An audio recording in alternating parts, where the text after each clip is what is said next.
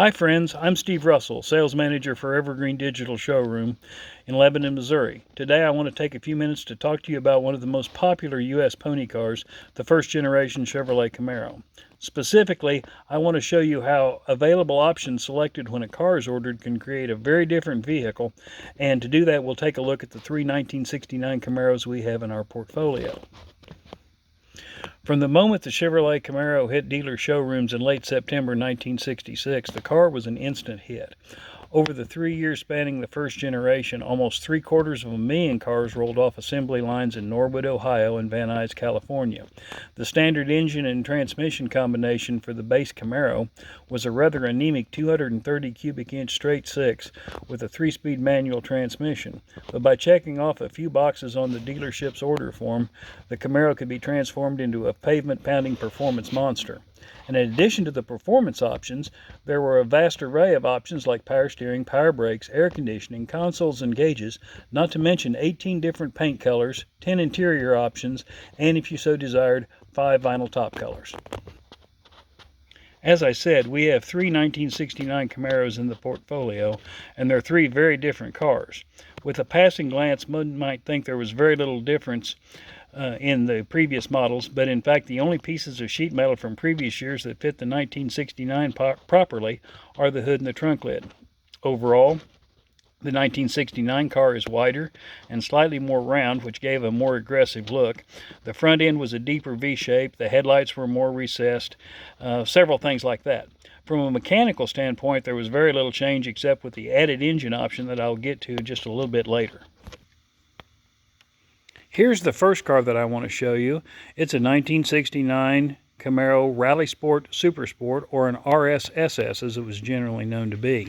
Now the Rally Sport was a package that consisted of the fender stripes as you see, some additional chrome trim, a black front bumper, the concealed headlights, some additional chrome, and things like that.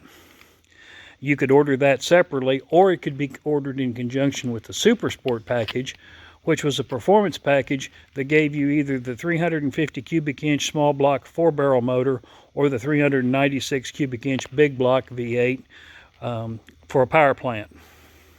They also had some additional chassis modifications that would handle the additional power created by the larger engine. So in 1969, it was possible to order an RS Camaro, an SS Camaro, or an RS SS Camaro. Have I got you confused yet? Well, wait, there's one more option that we can discuss. Back in 1967, shortly after the first Camaro was introduced, a group of Chevrolet executives decided it would be a great idea to build a car ready to race on the Sports Car Club of America circuit. There were certain limitations to do that. Engine size was limited to 305 cubic inches, so this new car, which was called the Z28, got a 302 cubic inch purposely built motor for competition.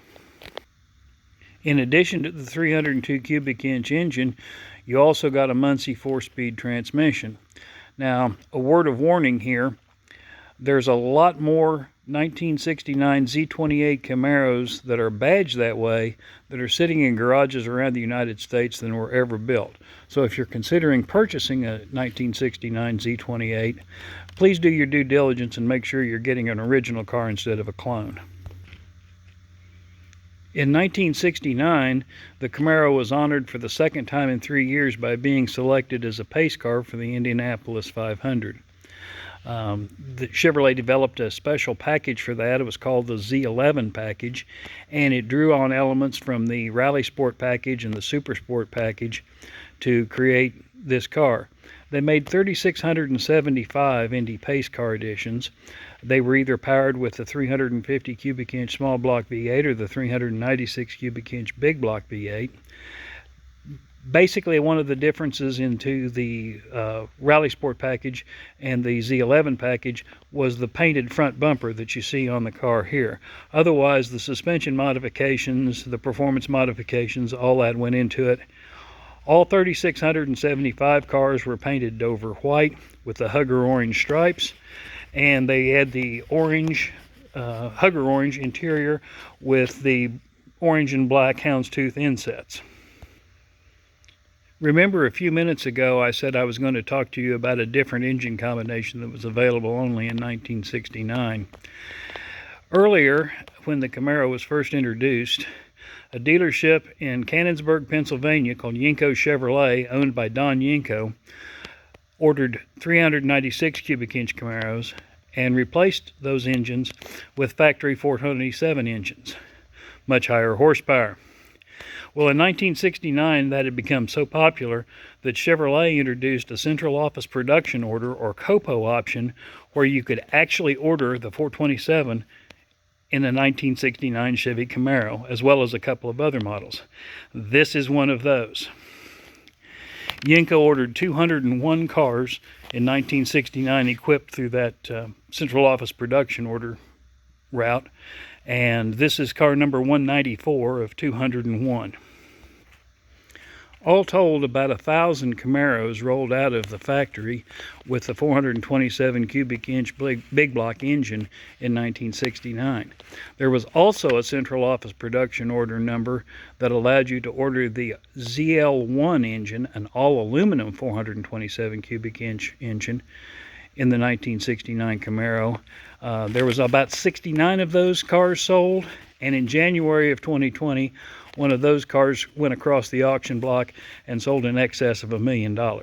So you've seen now 3 different Camaros, 3 very different cars, and you can see how they were different purposes for different things. Hope you enjoyed the video. Have a great day.